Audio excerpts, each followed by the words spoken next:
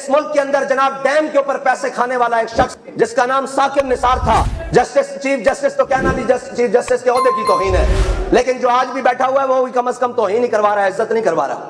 یہ وہ کلام ہے، سامنے بیٹھے ہوئے ہیں، میں ان سے پوچھ لوں گا جو آج بھی شخص اتنے بڑے عہدے پر بیٹھا ہے وہ کوئی قابل عزت آدمی نہیں ہے، اب وہ بھی اس عہدے کی توہین ہی کروا رہا ہے۔ مجھے بتائیں ثاقب نثار کہاں ہے؟ آصف سعید کھوسا کہاں ہے؟ کیا نہیں کہاں ہے؟